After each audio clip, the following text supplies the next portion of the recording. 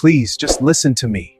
I can't keep doing this. I know, I'm sorry. All right, come in. Never thought one simple habit could define my life, until the day I discovered the truth. Every month, without fail, I sent $300 to my mother-in-law.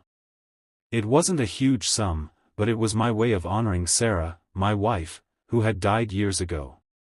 It was my ritual, my comfort, and my connection to her memory. But I had no idea that the routine I had held onto for so long would unravel the deepest secret I could never imagine.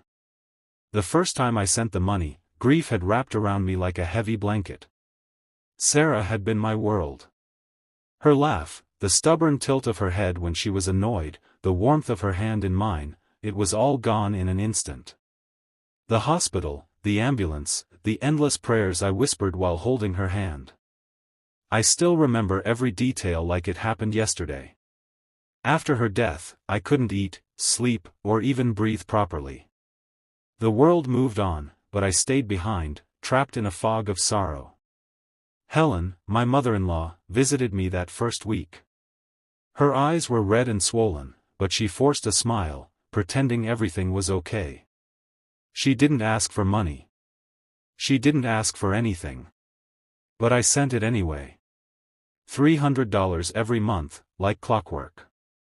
I told myself it was out of love, out of respect for Sarah. Deep down, maybe it was also my way of punishing myself, reminding myself that I was failing at keeping Sarah's memory alive. Years passed, and the ritual never wavered. The first of every month, I would log into my bank and make the transfer. I imagined Sarah's smile each time I clicked send. I imagined that somewhere, somehow, she was watching, proud that I hadn't forgotten her. But then, a small doubt started creeping in. It began with a missed phone call from Helen. Then a message I sent that went unanswered for days. She was always busy, she always had excuses, but I couldn't ignore the growing silence. The money kept leaving my account, but I wasn't getting even a simple thank you. The unease started gnawing at me, like an itch I couldn't scratch. One rainy afternoon, I looked at my banking history, and I froze. The transfers were consistent, yes, but something didn't feel right. I began to wonder, where was the money actually going? Had Helen been using it for herself all these years? My chest tightened. My mind started racing. Was my devotion being taken for granted? I tried to push the thoughts away. I didn't want to believe it. But my gut told me something was wrong. So I started observing, carefully, quietly. I asked small questions, casually, did you get the money this month? Her responses were curt, almost cold, yes. Don't worry about it. No warmth, no gratitude, no hint that she was using it for anything meaningful. I decided to investigate. I called friends of the family, neighbors, anyone who might give me a hint. The pieces I gathered made my stomach turn. Helen had a new car. Expensive vacations. Clothes and luxuries she never had before Sarah passed. Something didn't add up. And suddenly, all those months of money I sent felt like they were disappearing into a void. Then came the night that changed everything. I parked across Helen's house, rain drenching my coat, heart hammering. I watched as she laughed, young men helping her with groceries, her home glowing with warmth and life. It was then that I realized, I had no idea what was happening in her life. Every dollar I sent, every sacrifice I made, had been for, what? I confronted her the next day, my hands shaking, voice barely controlled. Helen, what have you been doing with the money I send every month? She didn't flinch. She smiled, faintly, and poured herself a cup of tea. Not for me, she said simply. What do you mean, not for you? It's been for years. Don't you need it? No, she said softly. It's been for Sarah. My heart froze. Sarah, she's gone. Helen's eyes glimmered with a strange mix of sadness and pride. She is gone, but her dreams, her intentions, they weren't.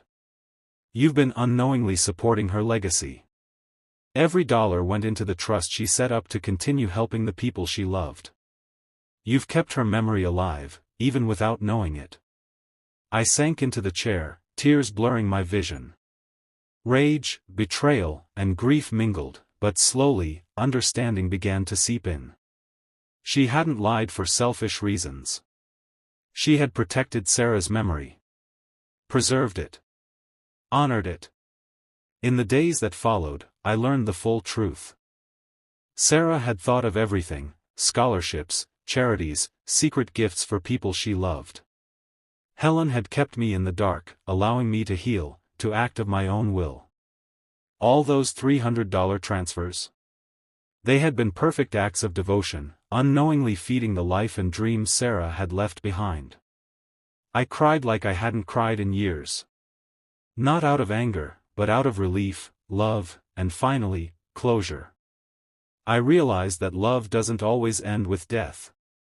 Sometimes, it lives on quietly, in actions and small sacrifices.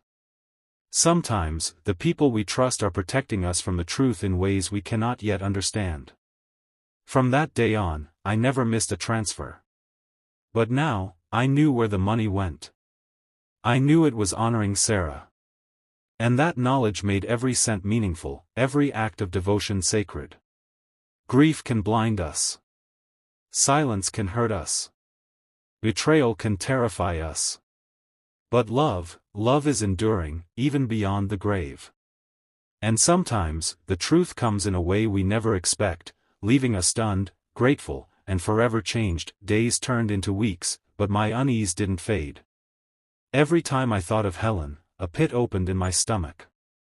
Something was off. My mind replayed the same questions endlessly: where was the money going? Had I been fooled all these years? It started with small signs: calls she never returned, messages left unread for days. Then, friends started asking me about her. "Have you noticed she's been living differently?" a neighbor asked casually. "She drives a new car every year, takes trips I didn't think she could afford. She's changed." I told myself to ignore it. Maybe people just exaggerate. Maybe it wasn't my business. But the feeling wouldn't leave. I felt like I was walking on thin ice, each step heavier than the last. One night, I decided to check the bank details again. I logged into my account and stared at the transfers. Every month, $300 had left my account like clockwork. Every month, silently, faithfully. But where was it really going? The thought made my hands tremble. I began a quiet investigation. I called the bank under the guise of routine questions, wanting to make sure the money was going to the correct account. They confirmed it: yes, it was going to Helen. But a strange thought nagged at me: had I really been helping her, or was I being used? I started watching her, from a distance. It felt wrong, invasive, yet I couldn't stop. One rainy afternoon, I drove past her house. Her car, sleek, polished, expensive, was parked outside. Inside, lights glowed warmly. I saw her laughing, young men helping her with groceries, and I realized something had changed. She wasn't the struggling woman I remembered from the early days after Sarah's death. My stomach turned. All those months, all that money, had I been contributing to a life I didn't know existed? Couldn't sleep that night. I replayed every memory, every transaction, every conversation. What had I been missing? The next morning, I made a decision. I had to confront her, not with anger, but with the truth I needed. I arrived at her house, heart hammering. The air felt heavier than usual, as if even the walls knew what I was about to ask. I knocked. She opened the door, smiling faintly, as if she had been expecting me. "Helen, we need to talk," I said, trying to steady my voice. She gestured for me to sit, her calmness unnerving. "About what?" "The money," I said, my hands shaking. "All these years, the $300, what have you been doing with it?" For a moment, she didn't answer. Then, softly, she said, "It hasn't been for me." "What do you mean?" It's been for years. How could it not be for you? Her eyes softened, a strange light in them. It's been for Sarah. For the things she wanted, the dreams she had. You've been unknowingly keeping her legacy alive. I froze. My mind struggled to understand. Sarah, she's gone. How could this money still go to her? Helen's voice was calm, almost comforting. She set up a trust before she died. She wanted her dreams to continue, even without her. Scholarships, charities, helping the people she loved, your money went there. Tears welled in my eyes. My anger, my doubts, my suspicion, they all crashed into relief and shock. I had spent years questioning her, questioning myself, and all along, I had been honoring Sarah's memory in the most powerful way possible. I had no idea, I whispered, my chest tight with emotion. All these years. You didn't need to, Helen said gently. You did it because you loved her. That's all that mattered. The truth hit me harder than anything else in my life. Love, devotion, grief, they were all tangled together, and now I understood. My acts of loyalty had been meaningful, even without knowing the whole story. And in that moment, I realized something else. Sometimes, the people we think are hiding the truth are actually protecting us from it. The days after our conversation were strange. I kept replaying Helen's words over and over. You've been unknowingly keeping her legacy alive. Every dollar I had sent, every month of devotion, had been part of something far bigger than I realized. I felt relief, yes, but also an overwhelming need to understand everything. I returned to her home, cautiously. Helen. I need to see it. Everything. The trust, the charity work.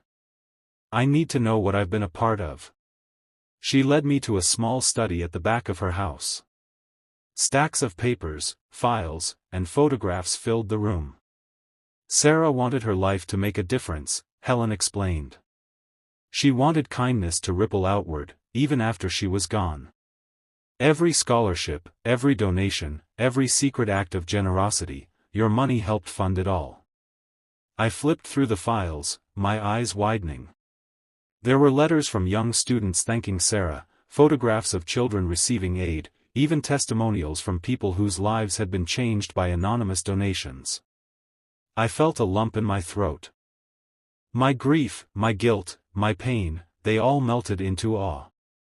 I had thought I was helping Helen, but in truth, I had been helping her continue Sarah's mission in the world. Why didn't she tell me? I asked quietly. Helen smiled softly. She knew you needed to heal on your own. She trusted you to continue honoring her in your own way. And you did, faithfully, without even knowing. I sank into a chair, the weight of years of sorrow lifting. I realized then that love doesn't always need recognition. It doesn't always need proof. Sometimes, it exists quietly, invisibly, changing the world in ways we can't see. And sometimes, the truth is more beautiful than we ever imagined. Left Helen's house that day feeling different. I carried no anger, no suspicion, only a profound sense of gratitude and closure. For years, I had thought I was alone, sending money out of habit or guilt. But now, I understood the real purpose. I had been honoring Sarah's memory, her vision, her kindness.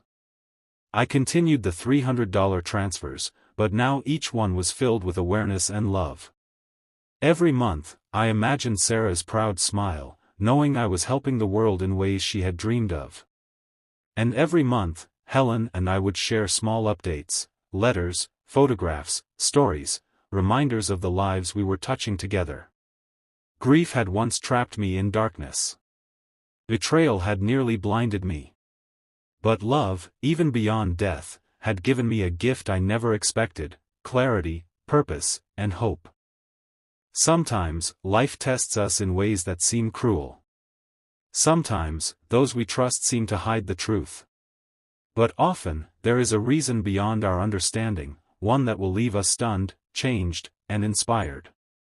I had lost Sarah, but I had found her legacy. And in doing so, I discovered that love, when nurtured with faith and devotion, never truly dies. It lives on in every act of kindness, in every life touched, and in every heart willing to believe in it. The weeks that followed were surreal. I had learned the truth, but life didn't immediately feel easier. Instead, a strange mix of emotions flooded me: relief, gratitude, lingering guilt, and a sense of awe. For years, I had thought I was helping Helen. I had worried that my money was being wasted, that my devotion was meaningless. And yet, it had been one of the most meaningful acts of my life, an invisible bridge connecting me to Sarah, to her dreams, and to the lives she had touched without me ever knowing. I started visiting Helen more often. Not out of obligation, but because I wanted to see the difference we were making together. She showed me photographs of children receiving scholarships, thank you letters from strangers whose lives had been transformed, and small projects that had been funded entirely by Sarah's trust. Every story, every smiling face, made my chest tighten with emotion. I had spent years in grief, thinking I was alone, and now I realized I had been part of something far greater than myself. One evening, as we sat together in the quiet of her living room, Helen spoke softly. You know, your devotion mattered even more because you didn't know. Sarah wanted her legacy to be carried out with love, without obligation. You gave that. Her words struck me like lightning. It wasn't just the money, it was my heart, my intention, my love that had made the difference. I realized then that grief can sometimes blind us to the good we are capable of, that we often underestimate the quiet power of our actions. I started writing letters to the students and families who had benefited from Sarah's trust. I included little notes about her, about how their lives had been touched by someone who loved and believed in making the world better. Each letter was a small act of healing, a way to honor Sarah's memory and my own journey through grief. Slowly, I began to feel alive again. Not because the pain of losing Sarah had disappeared, no, that would never go away, but because I had learned that love is not confined to presence. It extends beyond death, beyond understanding, into action, into the lives of others. Every dollar I sent, every gesture I made, every moment I spent honoring her life, it had mattered. One rainy afternoon, I found myself standing by Sarah's favorite bench in the park, watching the leaves fall. I whispered a silent promise to her, to live fully, to love fully, and to continue the legacy she had left behind. I felt a strange warmth, as if she were there, smiling. And for the first time in years, I smiled back, not with sadness, but with hope. Life had taught me an incredible lesson, that devotion without expectation, love without recognition, and acts of kindness even in silence have the power to change the world. I had lost Sarah, yes, but I had gained something else, a deeper understanding of life, of love, and of the unbreakable bonds that connect us, even after death. Sometimes, the truth comes when we least expect it. Sometimes, the people we trust are protecting us from pain, guiding us toward understanding in ways we cannot see. And sometimes, the legacy of love outlives even the deepest sorrow. I continued the $300 transfers, but now, they were no longer a ritual of grief. They were a celebration of life, of love, and of everything Sarah had wanted to leave behind. And every month, I felt her presence, her gratitude, and her pride, knowing that I had truly honored her memory, and in doing so, had found a way to heal my own heart. Time passed, and life slowly settled into a rhythm I hadn't felt in years. The pain of losing Sarah never completely vanished, it never would, but it had transformed. Grief was no longer a chain around my heart, it had become a quiet companion, reminding me of the love I had experienced and the legacy I was helping carry forward.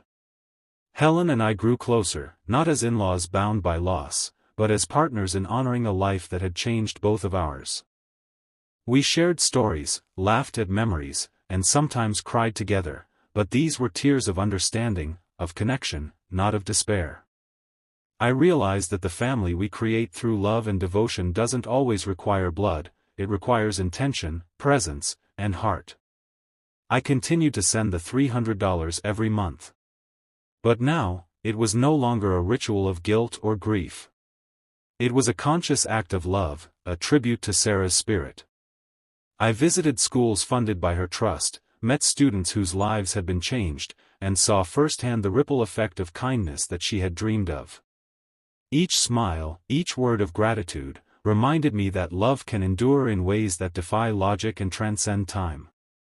One evening, standing by the park bench Sarah had loved, I watched the sunset paint the sky in shades of gold and crimson. I whispered a promise to her, not in desperation, but in celebration, to live fully, to love openly, to honor her memory in everything I did. I felt a strange warmth, like a gentle hand on my shoulder, and in that moment, I knew she had always been with me. I also learned something unexpected: forgiveness and understanding can heal wounds that nothing else can. For years, I had doubted Helen, questioned her intentions, and carried a seed of resentment. But discovering the truth showed me that sometimes, silence and secrecy are acts of protection, not betrayal. The love Sarah had nurtured in life was still guiding us, still teaching us lessons about trust, compassion, and the true meaning of devotion. In the end, I realized that life's most profound lessons often come wrapped in mystery and challenge. We are tested through grief, betrayal, and uncertainty, not to break us, but to shape us into the people we are meant to become. My journey had been painful, yes, but it had also been beautiful, full of unexpected revelations that brought me closer to understanding the true power of love.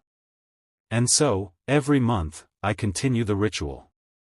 The $300 is more than money, it's a symbol of memory, devotion, and life that continues even after death. And with each transfer, each act of kindness, I feel Sarah's presence, guiding me, reminding me, and comforting me with a truth I will carry forever: that love never truly ends, it only grows, touches others, and leaves a mark on the world, long after we are gone. Sometimes, the hardest lessons bring the most beautiful rewards. And sometimes, the people we think we know best are the ones who teach us the greatest truths about love, loss, and legacy. Months had passed since I had uncovered the truth about Sarah's trust. Life had taken on a new rhythm, not perfect, not pain-free, but full of purpose. Every $300 I sent each month now felt like planting seeds in a garden that would bloom long after I was gone. I began to understand what Sarah had always known: love doesn't end with death, it multiplies in the hearts of those willing to carry it forward. Helen and I had found a quiet harmony. She was no longer just my mother-in-law, she had become a partner in continuing Sarah's vision. We laughed together, shared memories, and sometimes, in the stillness of the evening, we simply sat and remembered her, her laughter, her stubborn determination, her way of making even the smallest moments feel magical. I began visiting some of the families and students who had benefited from the trust. Seeing their lives transformed, watching their gratitude shine in their eyes, I realized something profound: grief had once made me selfish with my pain. But now, that same grief had transformed into compassion, into action, into a force that could touch lives in ways I had never imagined. One day, as I walked through a small schoolyard, a young girl ran up to me, holding a letter. "This is for you," she said. Her eyes sparkled. I opened it and read the words aloud: "Thank you for keeping Sarah's dream alive. You helped me believe I could succeed, even when it seemed impossible." I felt my chest tighten, tears welling in my eyes. It was then I understood the full circle of love and legacy. What I had once seen as a lonely ritual of sending $300 a month had become a living, breathing tribute to Sarah. Every act of devotion, every decision to continue the ritual, had been part of something far bigger than myself. That evening, standing in Sarah's favorite park, I watched the sunset paint the sky with hues of gold and crimson. The world felt alive again. I whispered a promise, not out of desperation, but out of purpose: to live fully, to love openly, and to continue Sarah's legacy in every way I could. In the silence that followed, I felt her presence, not as a shadow of grief, but as a guiding light. I realized something essential: the people we love never truly leave us. They live on in the choices we make, in the kindness we extend, and in the love we continue to give. Grief had taught me patience. Suspicion had taught me discernment. And love had taught me that even in the absence of those we cherish, life can still be meaningful, beautiful, and full of purpose. I had lost my wife, yes, but I had gained something extraordinary, the knowledge that devotion, when rooted in genuine love, has the power to transcend death, heal hearts, and change lives. And in that truth, I finally found peace. By now, the rhythm of life had settled into something I never thought I'd feel again, peace.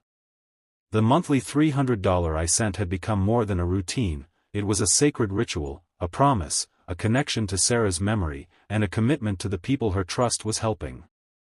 Each transfer reminded me that love does not vanish, it transforms, creating ripples that touch lives far beyond what we can see. I had learned to live with grief not as a burden, but as a teacher. Every ache of loss, every pang of longing, had shown me the depth of my love for Sarah, and, in turn, the incredible power of human compassion. I had feared that my devotion had been in vain, that the years of sending money were wasted on someone who might have misused it. But the truth had taught me that love, even when unseen, has consequences that reach far beyond expectation. Helen and I continued our quiet partnership, honoring Sarah's legacy together. We would laugh, share stories, and sometimes sit in silence, remembering her.